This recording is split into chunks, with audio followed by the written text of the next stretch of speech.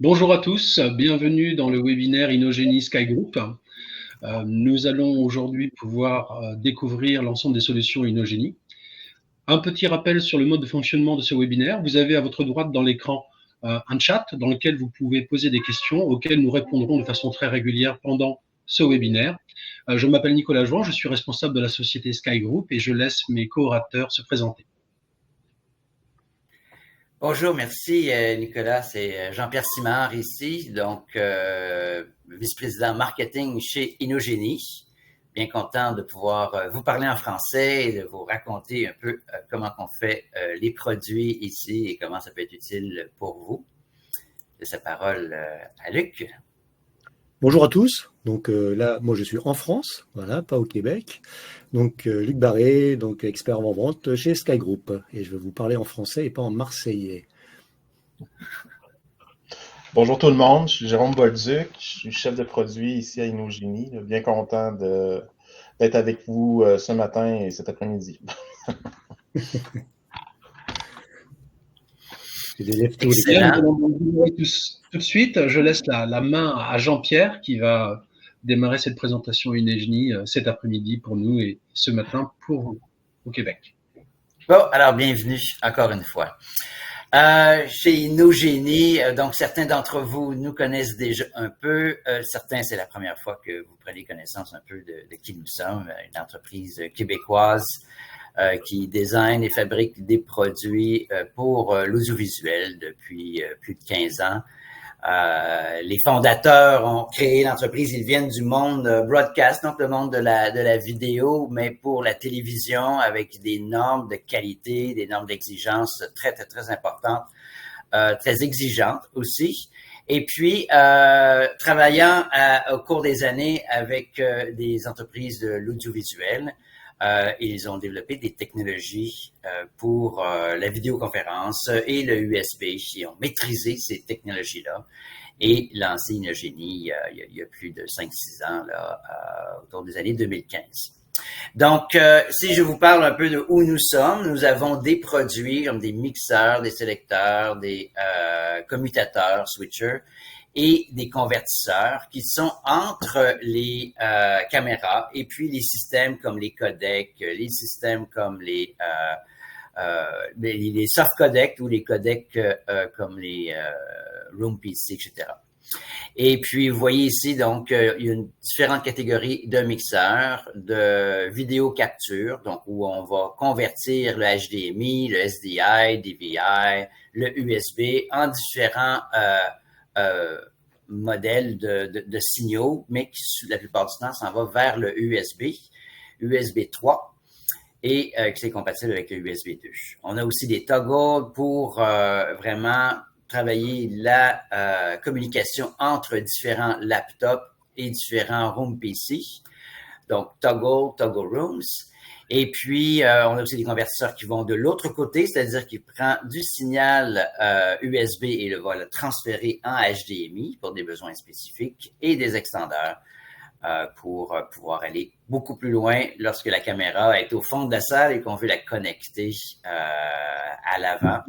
Alors, c'est de cette manière-là qu'on rejoint les équipements entre eux. Donc, une chose qui est importante pour nous, c'est l'interopérabilité. L'entreprise, originalement, travaillait beaucoup avec les manufacturiers pour faire des cartes spéciales de vidéo. Donc, on a développé des relations privilégiées avec les ingénieries de différentes entreprises qui sont spécialisées dans les Room PC, les systèmes et puis les systèmes de streaming que vous voyez ici, que ce soit Poly, Lenovo, ClickShare, Cisco, etc., ou Crestron, bien sûr.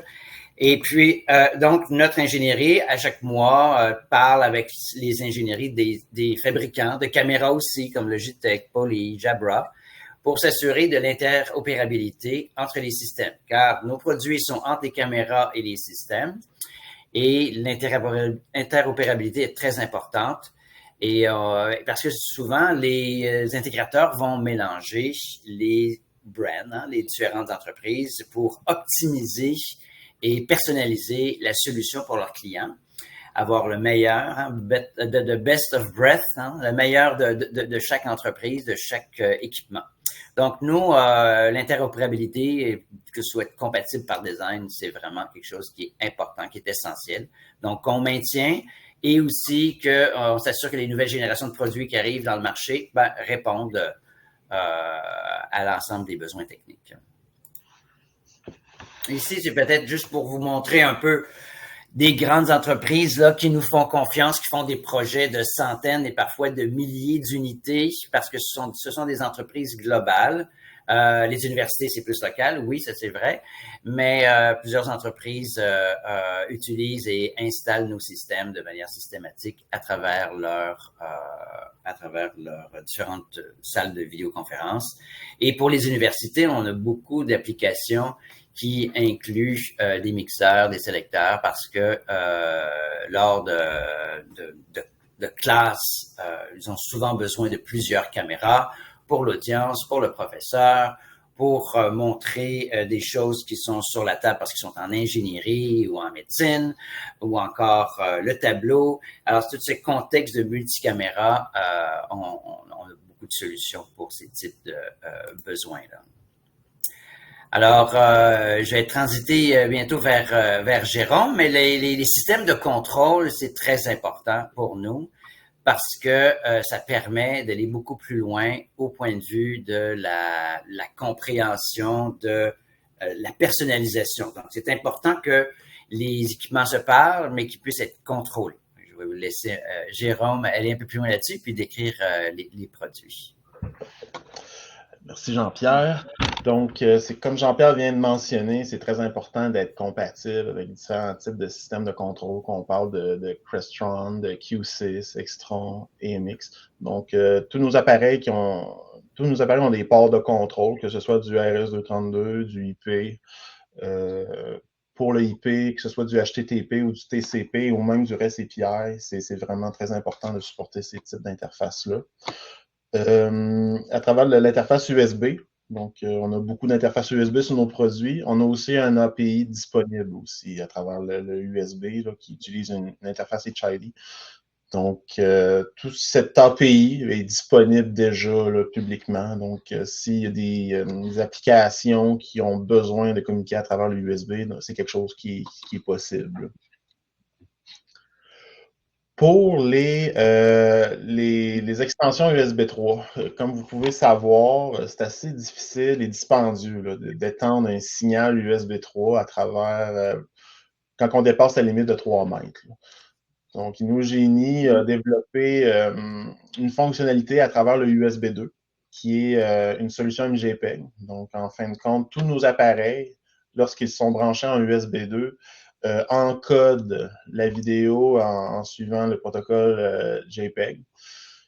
En faisant ceci, on devient très compatible avec des extensions USB 2 qui sont assez abordables et assez performantes. Donc, en utilisant ceci, on a une perte de qualité mineure à travers l'USB 2, mais pour des signaux de caméra, il n'y a pas vraiment de, je dirais, un trait que les personnes vont remarquer. Donc, ça peut être très, point de vue installation, ça peut rendre les choses assez faciles, là. Donc, pour les intégrateurs, les installateurs et tout ça. Et aussi, justement, on a notre U-Bridge, qui est notre extendeur USB 2. Donc, cette extension-là est aussi compatible à travers toute notre gamme de produits. Donc, pour les équipements Pro AV, ici, on a nos mixeurs et sélecteurs. Ces appareils-là sont compatibles Q6 aussi, mais aussi compatibles avec n'importe quel type de système de contrôle, qu'on parle de Crestron, EMX et Extron. Donc, ici, on a la gamme de produits pour les mixeurs et les sélecteurs de caméra. On a les séries Share qui permettent de faire le mixage de vidéo. Et on a aussi la série CAM, qui sont uniquement des sélecteurs. À travers toute cette gamme de produits-là, on fournit une solution qui est comme une télécommande, finalement, RS-232, qu'on peut brancher sur n'importe quel appareil, qui permet aussi de faire le contrôle de l'affichage, qu'on peut permettre de faire la sélection de différentes caméras ou de sélectionner des modes image sur image. Pour le Share 2, notre Share 2, c'est un mixeur de caméra HDMI vers l'USB 3. Ici, on a un cas d'usage assez typique, là. Donc, c'est vraiment 2 entrées HDMI qu'on peut utiliser avec différents types de caméras. Cet appareil permet de gérer aussi l'audio analogue, entrée-sortie. Donc, on peut faire la connexion à travers un DSP, par exemple, ou des appareils analogues audio. On a une sortie USB 3, qui est une sortie non compressée, mais comme j'ai dit auparavant, on est compatible avec le USB 2, donc totalement compatible avec différents types d'extensions USB 2. On a les ports IP RS232 pour le contrôle et c'est compatible par design avec toutes les applications, là, dû au fait que tous nos appareils sont de la spécification UVC. Donc, le mode d'opération de Share 2 est assez simple, là. Comme vous pouvez voir, sur le dessus, on a des boutons qui permettent de sélectionner soit la caméra 1, soit la caméra 2, d'activer le mode image sur image, là, le picture-in-picture. On a des modes comme le side-by-side, le big and small. On a aussi des boutons pour faire l'inversion vraiment instantanée. Donc, c'est vraiment un bon point là, pour cet appareil-là. C'est vraiment la sélection est vraiment très rapide. Donc, il n'y a pas de transition là, entre les modes, là, ce qui rend l'expérience assez immersive. Là. Et ce produit, il est compatible avec le Barco ClickShare. Exactement, oui. Compatible. Il n'y a pas vraiment de limitation de compatibilité. Là, donc, oui, effectivement. Donc, sur l'entrée des VI, là, Jérôme, on peut utiliser, bien entendu, aussi des entrées analogiques type composite ou YQV. Exactement. Donc, le port DVI, c'est vraiment un port multiforme. C'est vraiment parfait. À l'avant, vous avez les connexions USB 3 pour connexion à un portable et aussi des connexions sur des appareils USB. Là. Donc, vraiment, il n'y a pas vraiment de limitation au point de vue USB. Là. À l'arrière, vous avez les entrées-sorties analogues pour l'audio et aussi les ports de caméra. Un pour l'HDMI et un pour le port multiport DVI ici. Et ensuite, vous avez les ports de contrôle RS232 et IP qui sont disponibles. Pour le Share 2U, le Share 2U est très semblable au Share 2 en point de vue opération, mais vraiment la grosse différence, c'est que le Share 2U permet le support des caméras USB. Donc ici, on a un cas d'usage assez typique. L'appareil est capable de gérer jusqu'à 2 caméras USB 2 et une entrée HDMI. Donc, c'est assez versatile dans le sens que si une installation requiert l'installation de 2 caméras, vous avez le choix entre 2 caméras USB ou une USB et une HDMI. Vous avez aussi les entrées-sorties audio disponibles, aussi l'USB 3, donc une sortie non compressée en USB 3 et aussi on est compatible USB 2. Les ports standards de communication, qu'on parle de IP, RS232 qui sont disponibles. Et c'est la même compatibilité là, par design avec toutes les applications. Là. Jérôme, une petite question. Lorsque l'on a donc 2 caméras connectées, on peut avoir une troisième source en même temps connectée et sélectionner 2 parmi les 3 connectés à l'appareil. Exactement. Donc, vous avez, en tout temps, il y a 2 sources qui sont affichées, mais vous avez le choix, vous pouvez connecter jusqu'à 3 sources. Donc, vous avez juste, vous pouvez le contrôler à travers notre API, à travers les boutons qui sont sur le dessus. Mais oui, effectivement, si vous avez un cas d'usage, vous avez besoin de sélectionner entre la caméra USB ou HDMI, c'est possible de faire ça. Donc, sur le dessus, vous avez les mêmes boutons que le Share 2. Donc, vous avez le choix de sélectionner les caméras 1, la caméra 2, le mode Picture-in-Picture, Side-by-Side. Donc, c'est vraiment le même type d'opérabilité que le Share 2. Pour les connexions à l'avant, vous avez les ports USB pour connexion au PC et connexion aux appareils USB. Donc, on parle vraiment des ports d'expansion. Donc, on parle de DSP ou d'interface HID, par exemple. À l'arrière, vous avez le port de communication IP, un autre port de communication RS-232. On a une sortie HDMI sur le Share 2U. Sur ce port, vous avez le même contenu vidéo qui transite sur le port USB 3. Donc, ça peut être très versatile dans le sens que vous pouvez connecter cette interface-là à un écosystème HDMI, soit pour faire de la capture ou pour faire toute autre fonctionnalité. Vous avez aussi les ports de caméra. Donc, le port numéro 1, c'est... Jérôme, on a quelques questions déjà sur les produits. Oui. Première de Nicolas. Ce n'est pas moi, je tiens à vous rassurer. Bonjour Nicolas.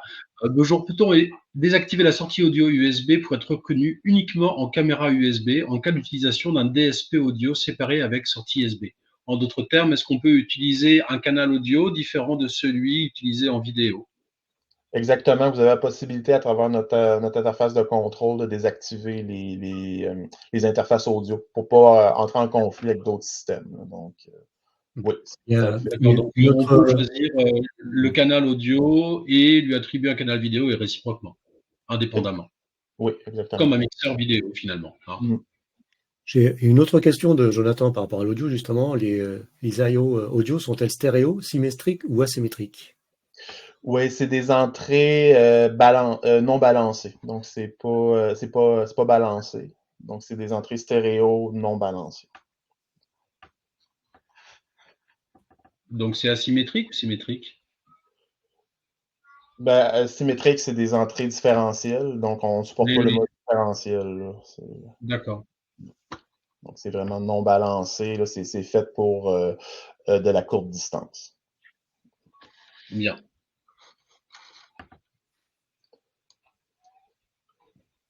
Pour le Share 2U, le cas d'usage typique qu'on voit très souvent, c'est celui-ci. Donc, c'est très populaire dans le domaine éducationnel où ce que vous avez une salle de classe, où vous voulez avoir je dirais le focus sur le présentateur et aussi un autre focus sur l'audience. Donc, on voit ça très fréquemment. Dans ce cas d'usage-là, on a un système Crestron qui permet de faire la communication entre les différentes sources ou vraiment d'activer le mode de mixage vidéo. Là. Donc, c'est quelque chose qu'on voit très souvent là, du côté support. Pour le CAM 300, le CAM 300, il est basé sur la même architecture que le Share 2U. Donc, vous avez à peu près la même spécificité, point de vue compatibilité et compagnie. Par contre, cet appareil-là fait seulement la sélection vidéo, donc pas de mixage. Par contre, pour ce CAM 300-là, vous avez le choix de faire la sélection en 4 caméras USB et HDMI. Donc, ça peut être très... Petite question pour toi, Jérôme, sur ce produit. Comme pour le Share 2U, finalement, est-ce qu'on peut, par exemple, avec le CAM 300, et je pense que la question vaut aussi pour le 230, sélectionner un canal audio différent de celui vidéo et de les mixer finalement, juste la partie audio et la partie vidéo? Est-ce qu'on peut désembêder l'audio et lui attribuer une autre piste audio? Pour le CAM 300, non. Ce serait plus dans le cas de Share 2 pour faire ça. Par contre, c'est sûr que ça serait possible, point de vue firmware, de gérer ce type de mode-là. Là, en ce moment, le CAM 300, qu'est-ce qu'il permet? C'est qu'il soit il se connecte à une seule source audio ou il permet de prendre la source audio associée à un port spécifique, là, tout dépendant de la sélection. Donc, il va vraiment sélectionner l'audio par rapport à un port précis. Pour faire le mixage, c'est plus le Share 2U qui aurait cette fonctionnalité-là. Mais par contre, si vous voyez un cas d'usage, je ne vois pas de contre-indication de supporter ce type de mode-là. Merci, Jérôme. Donc, pour le cas d'usage ici, vous avez les deux caméras USB et les deux caméras HDMI qui peuvent être connectées à l'arrière. Et vous avez vraiment la sortie USB qui peut se connecter à un PC directement. Donc, vous avez vraiment le même type d'expérience là, entre les communications. C'est vraiment une communication très rapide. Donc, vous n'avez pas de renégociation avec les sources, par exemple. Là, donc, c'est très seamless. Vous avez les sorties HDMI et USB 3 simultanées. Donc, tout dépendant de votre mode d'opération, il n'y a pas vraiment de contre-indication. Vous pouvez soit utiliser l'USB ou l'HDMI ou les deux en même temps. Il n'y a pas vraiment de problème à ce niveau-là. Pour l'audio, on gère l'audio USB et HDMI sans problème. Pour les interfaces de contrôle, on a le IP, le RS232 qui sont disponibles. Et c'est compatible par design avec toutes les applications. Donc, pour le CAM 300, à l'avant, vous avez les mêmes types de connexions USB, soit les connexions pour le laptop et les connexions pour les appareils USB. À l'arrière, vous avez le port de communication IP RS232, la sortie HDMI, donc le même contenu vidéo qui passe à travers le USB 3 va être disponible sur la sortie HDMI. Pour les entrées vidéo, vous avez 2 ports USB 2 et 2 ports HDMI qui sont disponibles. Donc, ici, vous avez la possibilité de connecter jusqu'à 4 sources. Donc, dans ce cas-ci, on a la possibilité de connecter une Hudley Canva, là, qui est comme un tableau blanc, à travers le USB, une Hudley IQ, et ensuite la possibilité de connecter jusqu'à 2 sources HDMI, qu'on parle de caméra carrément, ou de sortie de contenu vidéo là, provenant d'un laptop, par exemple. Jérôme, J'ai une petite question j'ai- de Nicolas. Ah, pardon, excuse-moi, vas-y. Nicolas, ça Non, fait beaucoup de Nicolas. non, Euh, on parle de quoi, je le sors, t'imagines bien. Hein. donc, il demande s'il n'y a vraiment pas de problème de latence entre les sélections des entrées HDMI et USB. Alors, je connais la réponse et c'est bluffant. Ouais, mais ouais, c'est ça. En ce moment, les systèmes Share 2U CAM 300, il y a un système Linux qui roule dessus. Je dirais que c'est sûr que les connexions USB introduisent un peu plus de latence parce qu'il faut que le système décode la caméra USB et ensuite notre système réencode à travers le protocole UVC. Les caméras HDMI vont avoir beaucoup moins de latence. Donc, on peut s'attendre à la moitié de la latence d'une caméra USB. Donc, c'est vraiment par design, mais c'est toujours à l'intérieur je dirais, du non perceptible. Là. Donc, ouais. Mais oui, C'est quoi le effectivement, nom perceptible? C'est quelques millisecondes, 2, 3, c'est 10 autour de millisecondes? 100 à 150 millisecondes de latence. Donc ça va, c'est très bref. C'est comme Oui, L'humain n'a pas. à peu près un dixième de seconde, c'est ça? Hein? Hmm. à peu près, Il y ouais. a- 1000 millisecondes, c'est une seconde, c'est ça? Oui. Alors, L'important, c'est d'être attends, vraiment laisse-moi en me calculer. 150 millisecondes, là, avant que les personnes commencent à s'en rendre compte. Là. Donc, non, on est loin de cette limite-là. Oui, effectivement. Il y a Clovis qui demande si tous ces produits sont compatibles HDCP. La réponse est non, parce que on supporte uniquement les sources non encryptées. Donc, on a vraiment une issue de licence, là, vraiment, là, pour ça. Euh, mais pour des systèmes de caméra, on n'a pas vraiment cette problématique-là. C'est sûr que quand on tombe dans des systèmes où on veut faire du partage de contenu, oui, ça peut être un enjeu. Mais non, effectivement, les produits ne sont pas compatibles HDCP. Ouais, effectivement, il peut y avoir des soucis avec un lecteur Blu-ray, par exemple, lorsqu'on connecte un lecteur Ouais, Blu-ray en tant que source. c'est illégal de faire ça, vraiment, mais ouais, effectivement. Donc, pour le CAM 230, le CAM 230, c'est vraiment le nouveau produit dans cette catégorie. Le CAM 230 permet la gestion des caméras USB 3 et HDMI et de faire la sélection entre celles-ci à travers le USB 2 et l'HDMI. Donc, si vous avez le cas d'usage ici, vous avez la même expérience de switching qu'on peut s'attendre au CAM 300. Donc, pas de renégociation, là, vraiment, la sélection est très rapide. Vous avez les sorties simultanées à travers le HDMI et l'USB 2.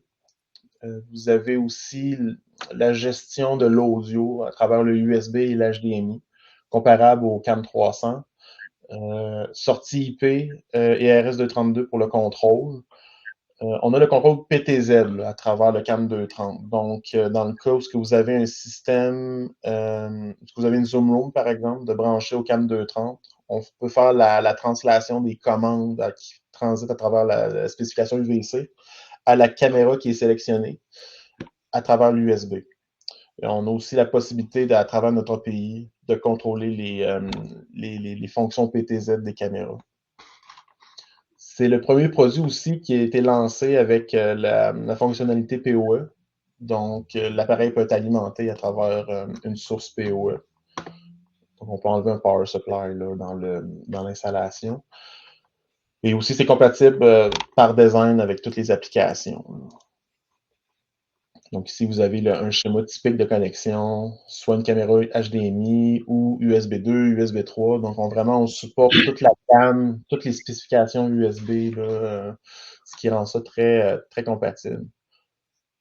À noter que ce produit il a été récemment certifié par Nureva, ce qui permet d'avoir une salle multicam finalement, où on va associer des presets de caméra à des presets de captation son, afin d'automatiser la prise de vue des caméras par le biais du micro. Tout cela sans mettre plus de domotique sur... voilà le slide que j'attendais. Nureva étant très populaire en France et je le crois aussi au Canada, vu que c'est une marque canadienne, de nombreuses installations peuvent être largement simplifiées grâce au fait que Nureva maintenant intègre Inogeny dans son panel de configuration. Exactement. C'est quelque chose qu'on voit, on se fait poser beaucoup de questions concernant ce système-là. Donc, c'est vraiment un système qui est assez à faible coût comparé à d'autres solutions sur le marché. Là. Donc, on voit un engouement assez important là, de ce type d'installation-là.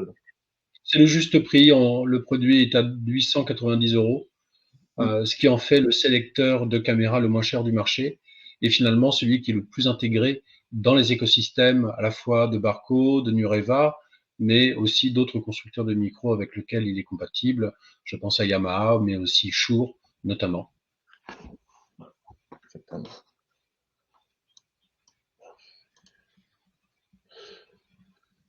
Donc, je vais embarquer dans la section Toggle maintenant. Donc, le Toggle,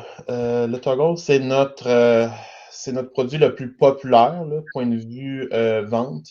Donc, qu'est-ce que cet appareil fait? C'est qu'il permet vraiment la gestion, le partage surtout des équipements USB d'une salle de vidéoconférence entre deux systèmes. Donc, dans ce cas-ci, par exemple, on a une Zoom Room qui est branchée aux appareils de vidéoconférence.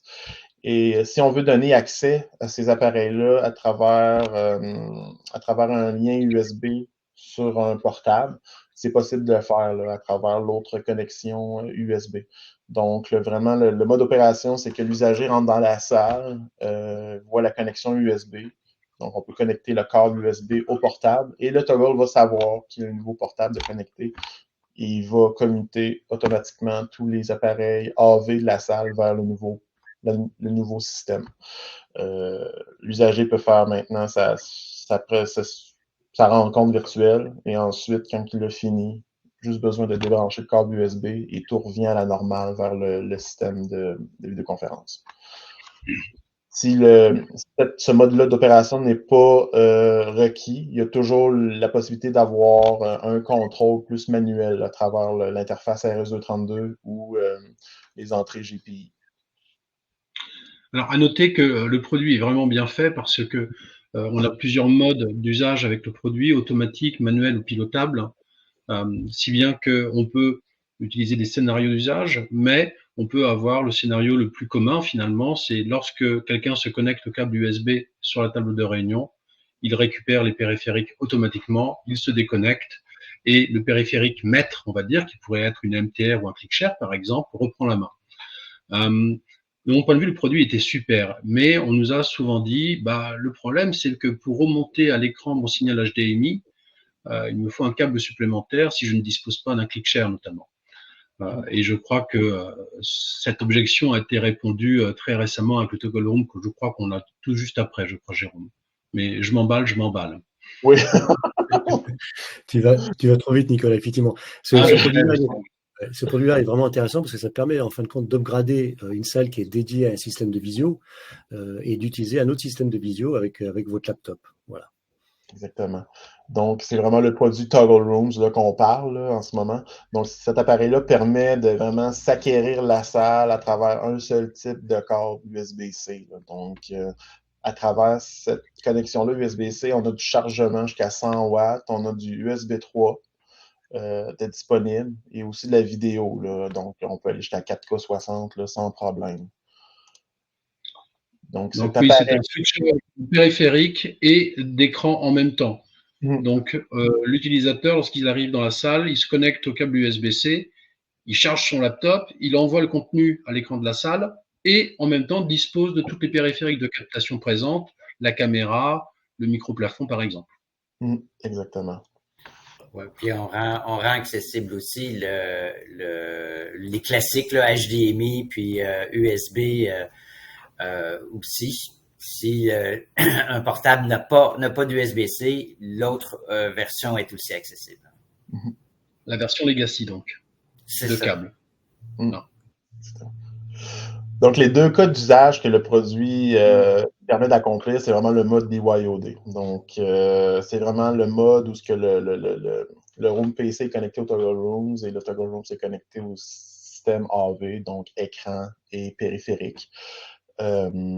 Donc, quand l'usager se branche à travers soit l'USB-C ou les ports Legacy, là, HDMI ou USB, l'appareil va s'auto-configurer en mode présentation de contenu. Donc, le Home PC est toujours le système sélectionné, mais on permet de faire un certain routage du vidéo pour faire ingérer le contenu du laptop vers le Home PC pour qu'on puisse faire de la présentation à l'écran. Il y a un autre mode qu'on supporte là, qui est le Bring Your Own Meeting. Donc, c'est vraiment le mode où ce que le laptop prend le contrôle complet des équipements AV. Là. Donc, caméra, moniteur et compagnie. Le Room PC vraiment n'est plus le système qui est sélectionné, c'est vraiment le laptop qui gère le tout. Là. Donc ici, on a aussi d'autres types d'applications où un Room PC n'est pas nécessairement requis, mais on peut brancher jusqu'à 3 systèmes si on voudrait là, sur le Toggle Room. Il n'y a pas vraiment de limitation. Et aussi, avec la fonctionnalité qu'on illustre à l'écran, là, on a une option où ce que vous pouvez brancher un bouton vraiment à la table qui va être branché au Toggle Rooms, qui permet de faire la sélection entre les différents PC, là, dans le cas où l'usager voudrait avoir un contrôle manuel. Donc, ça serait possible de le faire. On a une photo du bouton, Jérôme? Oui, je l'ai plus loin. Oui. Parce que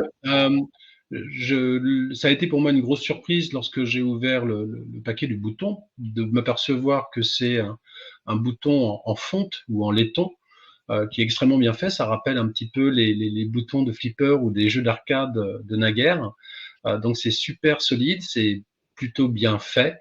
Et c'est très esthétique. Et finalement, depuis un mois ou deux où on prête le produit avec le bouton, le retour que l'on a sur l'usage de ce bouton est extraordinaire. Les gens adorent et plébiscitent l'usage du bouton en même temps que l'usage du toggle room. Exactement. Oui, on a été très surpris nous-mêmes. On pensait qu'on allait avoir un taux d'attache assez faible, mais non, c'est vraiment très, très, très populaire. Oui, parce que c'est simple finalement. Non? Exactement. Donc, point de vue fonctionnalité, vraiment les côtés entrée, qu'est-ce qui supporte le Toggle Room? C'est vraiment 3 ports USB 3 pour connexion à différents types d'appareils, qu'on parle de caméras haute qualité, des barres vidéo ou des systèmes audio. Il n'y a pas de problème de ce côté-là. On a une entrée HDMI jusqu'à 4K 60 pour les laptops et aussi pour le Room PC. Point de vue sortie, on a un port HDMI 2.0 jusqu'à 4K 60 qui est plus dédié à un écran. Et on a un autre port USB 2 jusqu'à 4K 60 qui est plus dédié pour du partage de contenu. De l'ingest. Pardon? De l'ingest, c'est-à-dire oui, je partage mon contenu dans mon Teams. Exactement. Oui. Pour le HDMI, on peut supporter des formats 21.9 là, sans problème aussi. Pour le switching, tout ce qui est contrôle, on a du RS-232, du IP, du GPI pour associer différents types de fonctionnalités à ces différentes entrées-là. GPI, c'est le bouton, c'est ça? Oui, c'est exactement. Le port Donc, on GPI. peut avoir jusqu'à 2 boutons sur un setup, disposés à différents endroits de la table, mettons. Ben, sur le GPI, on peut gérer 2 boutons qui vont être connectés sur le même GPI. Mais par contre, D'accord. si on voudrait avoir un système de contrôle qui est connecté sur le deuxième GPI, donc on a vraiment des fonctions qui sont personnalisées, par exemple. On peut associer des fonctions, comme par exemple, si on voudrait que certains GPI permettent de faire la sélection du host USB uniquement. Donc, c'est quelque chose qu'on peut gérer à travers notre interface de contrôle. C'est pas quelque chose de dédié, là, c'est vraiment configurable. Mais par défaut, le premier GPI va permettre de faire de la commutation BYOM dans différents laptops. Oui, oui.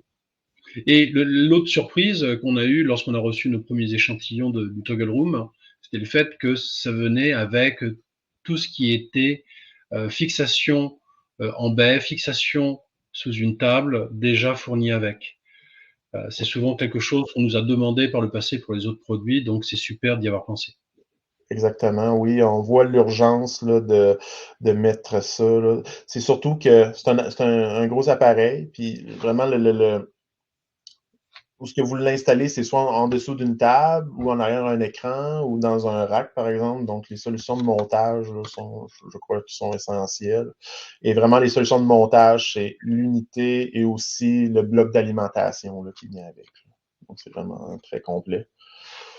Pour la connexion, comme vous voyez, c'est assez simple. Là. Donc, vous avez toutes les connexions pour le USB, le HDMI, l'USB-C, par exemple, et même avec les connexions avec le bouton. Donc, c'est vraiment juste ça. Et avec l'appareil, vous avez un câble de 1,8 m, USB-C, qui gère le chargement jusqu'à 100 watts. On a testé des solutions aussi jusqu'à 10 mètres là, sans problème. Donc, cette liste-là est disponible sur notre site web.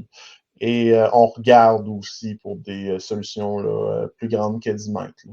Donc, ça va être quelque chose qu'on va annoncer là, prochainement. Là. On est en... Parce qu'on voit que ça peut être un enjeu, là, tout dépendant de la géométrie des salles, où ce que l'appareil va être branché ou installé. Là. Donc, ça peut être un enjeu, en effet. Donc, pour le bouton, le voici. C'est un bouton anodisé en métal. Vraiment. Exactement. Et avec une LED intégrée qui indique le statut là, du laptop. Ouais, Donc, c'est super cool. C'est donc, beaucoup mieux qu'un produit concurrent que j'ai en tête où les boutons de switch sont en plastique et beaucoup plus petits et finalement ça donne un finish plastique, pauvre gadget. Là, on a vraiment une belle bête. Hein. Exactement. Je regarde s'il y a des questions. Il n'y a pas de questions sur le Toggle Room, donc félicitations Jérôme. Ta présentation était claire et concise, donc voilà. Bravo Parfait. Jérôme. Merci, On est tous avec toi, c'est super, merci. Allez, courage. Donc, ici, on illustre un peu les possibilités de routing là, à l'intérieur du produit. Donc, pour donner vraiment une idée à haut niveau de qu'est-ce qu'on peut faire avec le produit. Donc, ça peut être très, très pertinent là, dans votre phase de design. Et aussi, on a le mode aussi de fonctionnalité en mode BYOM. Donc, je vous invite à regarder ça. Donc, ici, vous avez le point de vue schématisé des connexions. Donc, ici, vous pouvez connecter jusqu'à 2 laptops, là, soit en USB-C, soit en USB-B et HDMI. Les connexions pour le Room PC, c'est vraiment les ports dédiés USB-B et HDMI. Vous avez ensuite les ports USB 3 qui permettent de connecter les caméras, les speakerphones et n'importe quel type d'appareil USB. Vous avez ensuite les sorties HDMI une qui est pour l'écran et une seconde qui est plus pour le content ingest là, qui va être connecté au Room PC. Alors, j'ai été mauvaise langue, il y a une question quand même. Ouais. Est-ce que le Toggle Room donc, fonctionne avec des PC sous Linux? Oui, sans problème. Je dirais que le point de vue compatibilité, c'est plus du côté appareil. Donc, on est vraiment une sorte de hub. Donc, c'est sûr que si l'appareil USB ne supporte pas les systèmes Linux, c'est sûr qu'ils ne supporteront pas. Mais je veux dire, on n'a pas de contre-indication de notre produit, là. Donc, vu qu'on supporte vraiment un niveau de couche là, vraiment très basse, donc on assure une certaine compatibilité. Mais c'est sûr, c'est vraiment les appareils là, qui ont le dernier mot. Là. Donc, c'est important que les appareils ont le dernier firmware disponible et d'installer sur ceux-ci.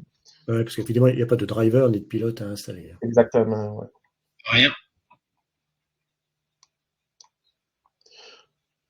Donc, si nous Si, il y a avons... le logiciel, mais je suis peut-être un petit peu en avance de slide. Je suis désolé, encore une fois. Ouais. C'est pas un speed webinaire, c'est pas un speed webinaire aujourd'hui. Je sais, mais j'ai pris les habitudes, Luc, tu comprends bien. 20 minutes, j'ai l'habitude de faire maintenant. 20 minutes, tu comprends. Là, ça fait bientôt 40, tu comprends. C'est compliqué pour moi, tu comprends. C'est compliqué. Vas-y, Jérôme, je t'en prie. Donc ici, on a plusieurs types de diagrammes là, avec différents manufacturiers. Ici, on a le Crestron Flex. Donc, comme vous voyez, les installations vont être très semblables d'un manufacturier à l'autre. Qu'on passe de Crestron à Lenovo, vous avez les types de diagrammes ici qui sont disponibles. Qu'on parle aussi du Lenovo ThinkSmart Core puis le IP Controller Kit. Avec les systèmes Logitech Rally Bar aussi, qui permettent de commuter entre le mode BYOM et le mode Appliance. C'est quelque chose qui a été validé de notre côté. Et aussi du côté de Logitech, car ils viennent d'équiper leur showroom parisien avec l'artillerie Inogeny. Donc, on retrouvera chez Logitech dans leur showroom le Toggle Room, mais aussi le CAM 230 et quelques autres petits produits, notamment les extenders. Donc, si vous passez par chez Logitech ou par chez Poly, vous pourrez retrouver un certain nombre des produits que nous importons là-bas. Ouais, on est en communication assez courante là, avec Logitech. Là, donc, on est vraiment. Ils ont un Toggle Room de leur côté. Ils ont déjà commencé à tester. Ils sont bien impressionnés là, des cas d'usage. Donc, c'est quelque chose qui va grandir avec le temps. Là, ça, c'est sûr et certain. Donc, en ce moment, le kit Rally et vraiment les connexions avec les différents types de systèmes. Ici, on a le Max Hub qui fonctionne très bien avec le Toggle Rooms ici. Donc, comme vous voyez, c'est assez répétitif. Pardon? On faisait un petit clin d'œil à Olivier Fontana, qui s'occupe de Maxhub en France. OK. Et aussi, on a les systèmes Poly qui fonctionnent très bien aussi avec le Toggle Rooms. Ça. Et Lenovo et Jabra, Panacas 50, le Room System. Et aussi les Barco ClickShare, les CX20, CX30, CX50. Et le CX50 Gen 2 aussi. Là, ce qui est intéressant avec ce système-là, c'est que le CX50 Gen 2, on peut alimenter le ClickShare à travers la connexion USB-C. Donc, c'est quelque chose qui est pensable de votre côté, c'est quelque chose qu'on supporte. Ah, je ne savais pas qu'on pouvait alimenter le CX50 via le port USB-C. Oui. Intéressant, ça. Oui, vraiment. Puis, en ce On cas a bien fait de s'inscrire au webinaire. Bah oui, tu as vu, Luc. Hein. Donc, ici, c'est un peu un résumé des systèmes de vidéoconférence qu'on est compatibles. C'est une liste qui va s'agrandir avec le temps. Donc, ici, on a la liste des extensions USB-C qui ont été testées ici au Québec. Donc, plusieurs solutions sont disponibles et c'est quelque chose qui va se garnir aussi avec le temps. Oui, il faut quand même préciser que ces histoires de câbles USB-C, c'est un véritable problème. C'est un désastre parce que aucun des constructeurs semble être d'accord sur les spécifications affichées, sur la compatibilité de leurs câbles, que ce soit pour la charge ou pour le display. Donc cette liste est très utile parce qu'on a un certain nombre de nos clients revendeurs intégrateurs qui ont souvent vraiment galéré avec ces câbles-là. Donc d'avoir une petite liste de shopping, là, c'est très très utile. Bien sûr, cette présentation vous sera envoyée à tous et à toutes à l'issue de celle-ci, et elle sera aussi sur le replay. Vous pourrez reprendre ces informations. C'est aussi sur le site web, Jérôme, ou pas? Oui, c'est sur le site web, donc c'est quelque chose qu'on va garder tout à fait à jour là, pour les câbles USB-C. Oui, oui, tous les diagrammes sont sur le site web. D'ailleurs, j'avais oublié de mentionner au début, mais notre site web a aussi toute une version française pour chacun des produits et puis donne beaucoup d'informations techniques dans le knowledge base, c'est-à-dire la banque d'informations de questions-réponses en français aussi. Donc, c'est disponible sur le site. Alors, en tout cas, il est intéressant de constater que la plupart des câbles font que du 60 watts finalement. Et il n'y a que le câble fourni par Inogeny qui tient la charge à 100 watts, 5 ampères, effectivement. Il y a Clément qui nous remonte une information. Il nous dit attention, Barco ne met pas en avant l'alimentation via l'USB-C du 6CX50. Il y a des soucis par intermittence. Je présume que Barco va vite rétablir ça et puis nous sortir un firmware. Je vais écrire tout de suite un petit email à Nabil Bougerie. Il sera heureux d'avoir de mes nouvelles. Voilà.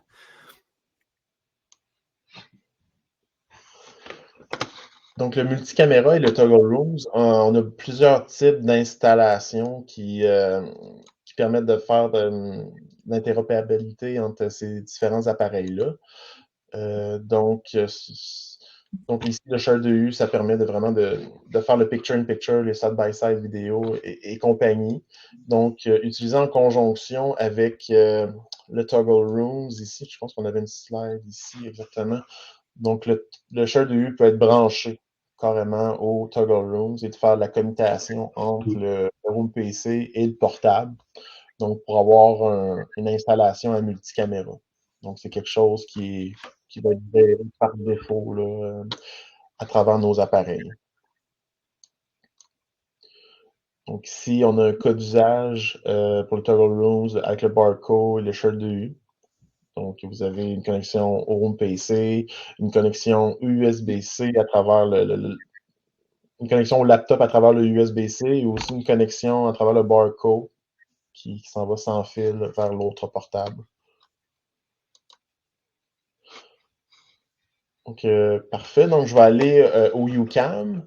Le UCam, c'est notre convertisseur de caméra USB vers HDMI. Donc, c'est un peu le contraire. C'est un secret bien gardé, hein, parce que c'est un produit qui commence à être populaire. Ça fait maintenant 1 an et demi qu'il est disponible.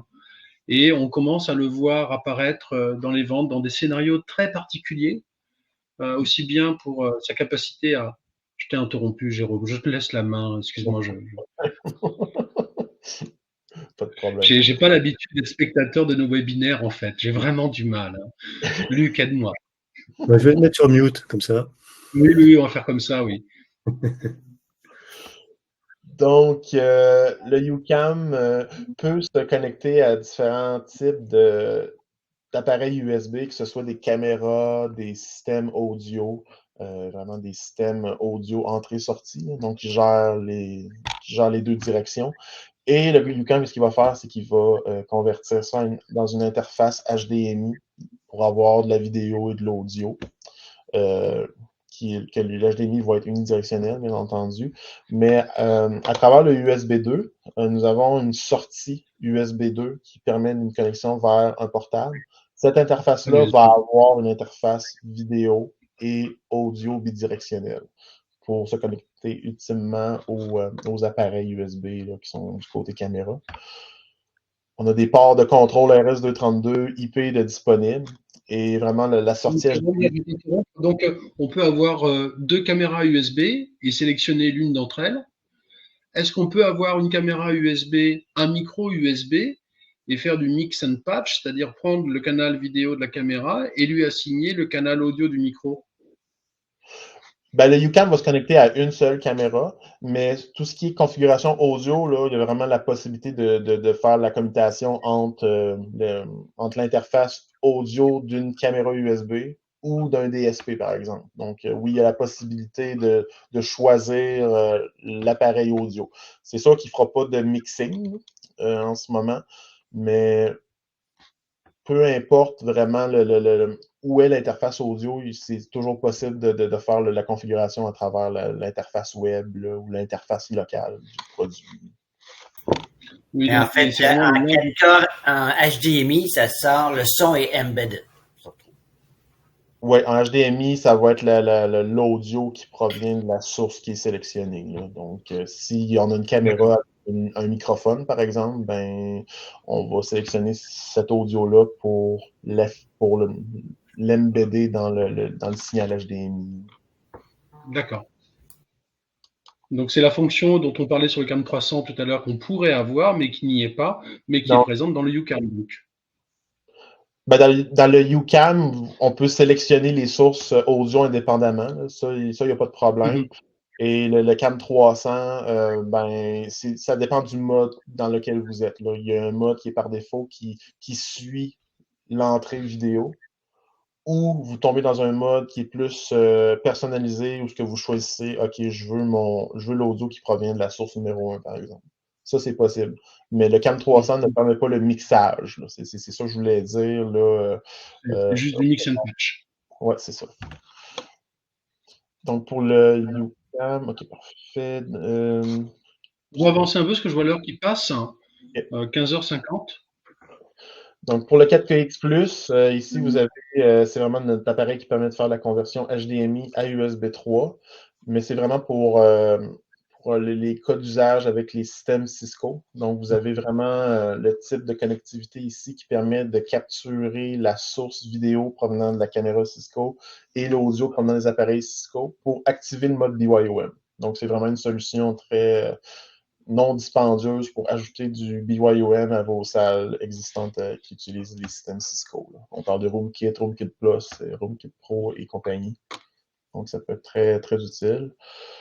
Pour les... Alors, à savoir que lorsqu'on paramètre le produit Inogeny dans un environnement Cisco, Cisco a dans son contrôle panel, dans son RoomOS 11 ou supérieur, intégré Inogeny, si bien que lorsqu'on installe le produit Inogeny, on l'installe directement depuis l'interface Cisco.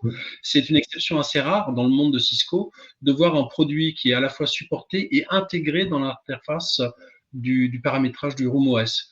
On a eu le cas, par exemple, aujourd'hui, un peu plus tôt, avec un Room 55. Exactement. Donc, pour les cartes de capture, donc toutes nos cartes de capture permettent de gérer un signal vidéo de haute qualité. Donc, c'est compatible par design avec toutes les applications et c'est principalement dû au fait qu'on gère la compatibilité USB 2. Là. Donc, on n'a pas vraiment besoin de se casser la tête point de vue installation. On peut prendre une extension USB 2 sans problème et on va toujours avoir le même flow d'opération avec tous nos appareils. Donc, ici, vous avez toutes nos cartes de capture certifiées avec Zoom. Donc, c'est quand même très bien. Mais elle fonctionne avec Teams aussi. Hein. Oui, C'est ouais. certifié Teams, mais Teams ne certifie pas ce type de device ou de périphérique, car ne dispose pas de raccourci bouton Teams dédié. C'est en train de changer d'ailleurs dans le monde de Microsoft, mais pour le moment, oui, les produits sont tous testés avec Teams, bien évidemment, fonctionnent avec Teams très très bien, mais Teams ne certifie pas ce type de périphérique pour le moment. C'est en train de changer. Donc, pour le 4KX USB 3, c'est vraiment notre similaire au 4KX+, mais c'est vraiment dédié pour être utilisé avec des caméras qui ont des systèmes, qui ont des ports de contrôle Visca. Comme par exemple ici, on a un partenariat avec Crestron où vous pouvez brancher ce type d'appareil sur un Flex Engine et par défaut, l'appareil va être configuré pour contrôler des caméras auto-tracker, auto-framer ou des Hawk. Donc, ce sont vraiment des caméras Crestron. Donc, ça donne une bonne addition là, pour leur solution. Donc, c'est compatible avec les systèmes Zoom Room. Pour le SDI USB 3, donc c'est vraiment une carte de capture 3G SDI 1080p 60 à USB 3. Et on a un cas d'usage ici avec Crestron, avec leur système Automate VX. Donc, pour leur solution Teams, c'est vraiment une solution qui est certifiée en ce moment. C'est le seul produit qui est certifié Teams, mais vraiment avec la version du Automate VX. Ouais, donc, c'est les deux produits en combinaison qui le sont. Exactement. Exactement, oui. D'accord.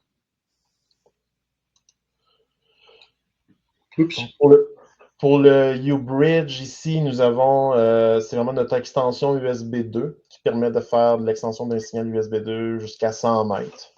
Donc ici, vous avez le diagramme de connexion. Donc, vous avez caméra, système audio ou n'importe quel type d'appareil USB qui permettent de faire l'extension du signal jusqu'à 100 mètres.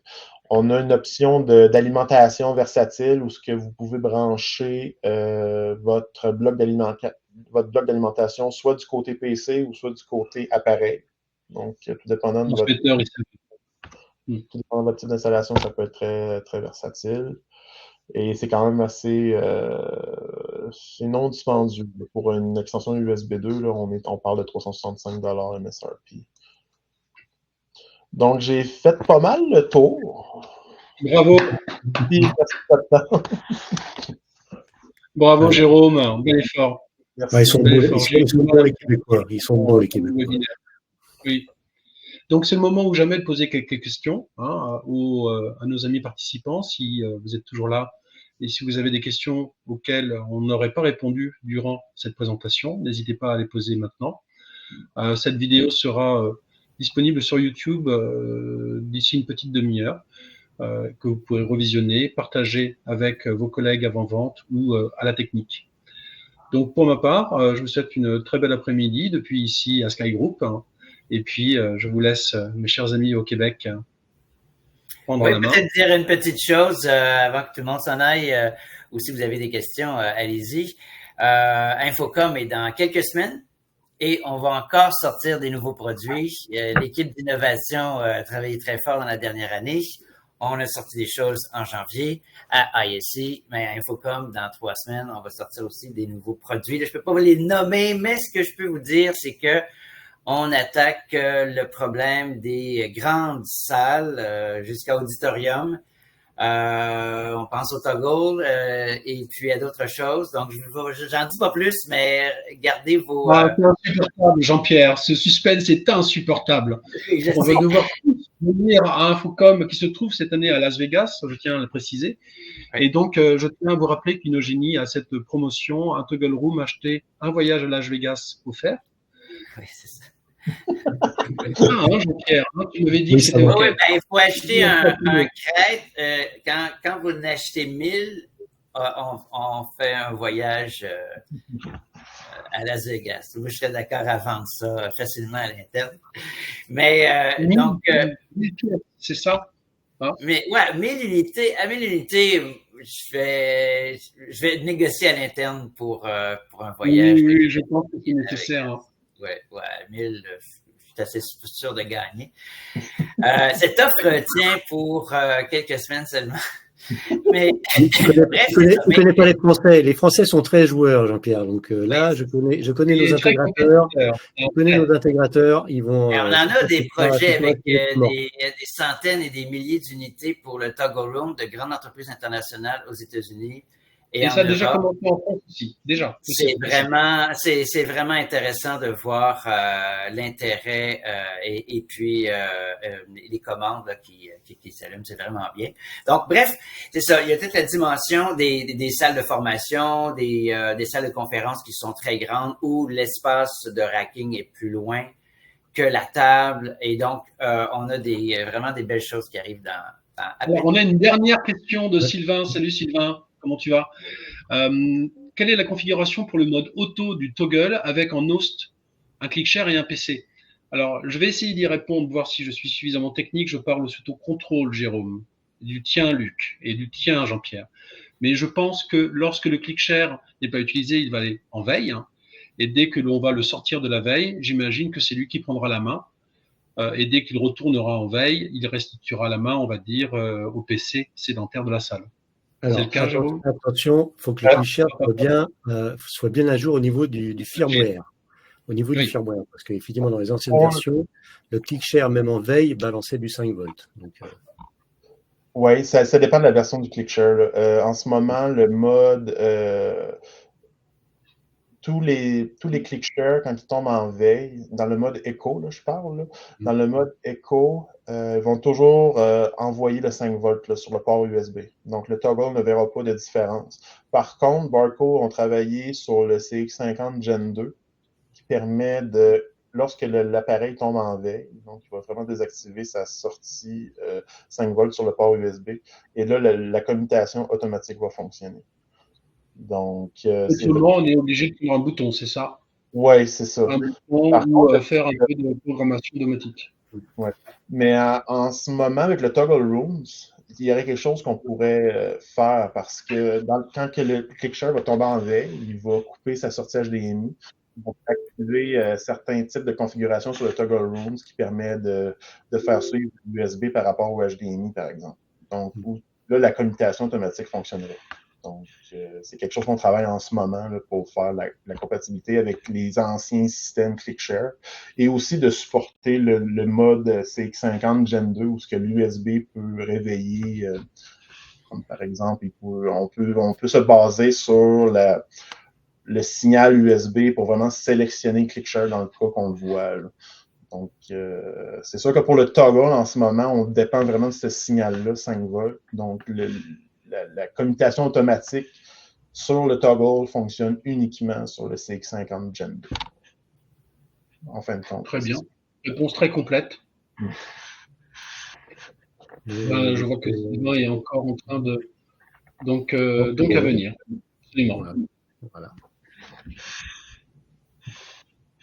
Je regarde, là pour l'instant, Jonathan est en train de taper. Tape pas trop fort, pas sur la tête. Merci pour la présentation. Voilà, et des remerciements. Donc, je vais rester et regarder les remerciements pendant la prochaine demi-heure. Donc, n'hésitez pas, moi, ça me fait toujours plaisir. Pendant cet intérim, nous allons donc mettre cette vidéo en ligne. Donc, voilà, je vous tiens à tous vous dire un grand merci. Je crois que c'est le webinaire où nous avons eu le plus de participants historiquement. Donc, merci à tous de nous suivre sur les réseaux et sur notre chaîne YouTube. Je vous dis à très, très bientôt. De ma part, pour moi, ici à Paris et à Martigues avec Luc, une très, très, très belle journée. Et puis, à vous au Québec. À tantôt. À tantôt. À tantôt. Bye bye. À tantôt. Merci beaucoup. Bonne journée. Bonne journée. Merci bien.